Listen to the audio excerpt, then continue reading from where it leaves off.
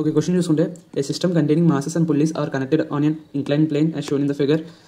If the system is in equilibrium, then the value of small m is. Okay, ఈ small ఎమ్ యొక్క value ఎంత అని అడుగుతున్నాడు ఇక్కడ క్వశ్చన్లోని. ఓకే, ఇప్పుడు అలాగే ఏమన్నాడు మనకి సిస్టమ్ ఈజ్ ఇన్ ఈక్విలిబ్రియం అని అన్నాడు. సో ఈక్విలిబ్రియంలో ఉంటే మనకి ఆపోజిట్ ఫోర్సెస్ అనేవి ఈక్వల్గా ఉంటాయి. సో ఇప్పుడు డయాగ్రామ్లో చూసుకుంటే మనకి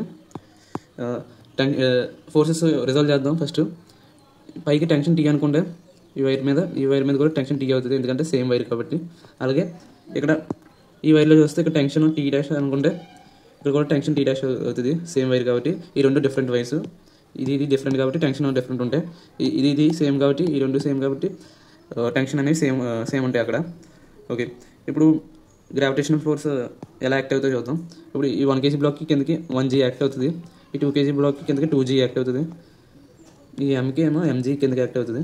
ఓకే, ఇప్పుడు 2 kg బ్లాక్ దగ్గర చూస్తే మనకి ఇంకా ఎలా రిజాల్వ్ అవుతాయి. మనకి ఇటువైపు పక్కకి మనకి 2g sin 30 యాక్ట్ అవుతుంది, sin 30. ఇటువైపు పక్కకి మనకి 2g cos 30 యాక్ట్ అవుతుంది. అలాగే ఇక్కడ చూసుకుంటే క్లియర్గా మనకి ఇది 90 అనుకుంటే ఇది 90 - 30 అవుతుంది కదా, 90 - 30. సో మనకి ఇక్కడ ఇలా వచ్చింది కాబట్టి మనకి ఇక్కడ sin 30 వచ్చింది. సో ఈ యాంగిల్ సేమ్ అవుతాయి, ఎందుకంటే opposite angles are equal. So ఆ యాంగిల్ కూడా మనకి 90 - 30 ఎంత 60 degrees.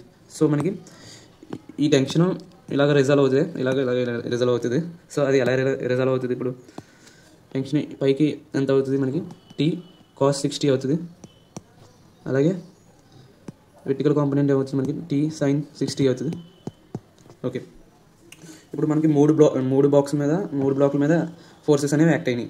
ఎలా యాక్ట్ అయినాయో చూద్దాం. ఇప్పుడు m బ్లాక్ దగ్గర ఎలా యాక్ట్ అయింది, ఇప్పుడు m బ్లాక్ ఎలా ఉంది, ఇప్పుడు m ఉంది, పైకి ఎంత ఉంది టెన్షన్ t డాష్ ఉంది, కిందకేమో mg ఉంది. సో మనం అనుకున్నాం ఇక్కడ ఈక్విలిబ్రియంలో ఉన్నాయని అన్నాడు క్వశ్చన్. సో మనకి opposite forces are equal. So t1 = mg. Okay, equation వచ్చింది. అలాగే 1 kg బ్లాక్ చూద్దాం. 1 kg బ్లాక్కి పైకి టెన్షన్ ఎంత ఉంది, t ఉంది, కిందకేమో 1g ఉంది. సో ఇక్కడ కూడా t = 1g అవుతుంది. ఇప్పుడు 2 kg బ్లాక్ చూస్తే మనకి 2 kg బ్లాక్ ఎలా ఉంది, మనకి ఇలా ఇంక్లైనెడ్గా ఉంది కదా. సో ఇది 2 kg, దీని మీద ఏమేమి ఫోర్స్లు యాక్ట్ అయినాయి, ఇలాగేమో 2 sin 30 యాక్ట్ అయింది.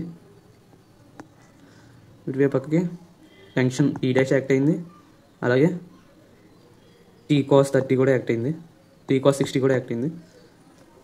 ఓకే, ఇప్పుడు పైకి ఏమేమి యాక్ట్ అయినాయి, మనకి పైకి t sin 60, ఎందుకేమో g cos 30.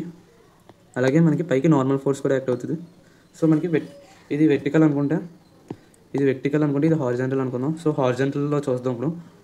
ఇప్పుడు ఏమేమి ఈక్వల్ అయినాయి ఇక్కడ మనకి t dash plus t cos 60 = 2g sin 30 అవుతాయి. సో మనకి t డాష్ ఎంత వచ్చింది, మనకి ఇక్కడ mg వచ్చింది, ఇక్కడ mg వేసుకున్నాం. అలాగే t ఎంత వచ్చింది, మనకి 1g వచ్చింది, ఇక్కడ g వేసుకున్నాం. cos 60 ఎంత మనకి 1/2, that equals to 2g into sin 30 ఎంత 1/2. ఈ 2 క్యాన్సిల్ అవుతాయి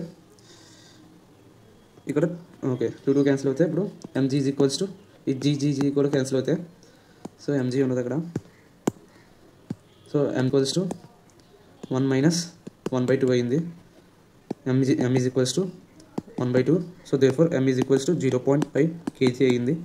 ఓకే, మనకి ఇచ్చిన ఆప్షన్లో option B is correct. Thank you.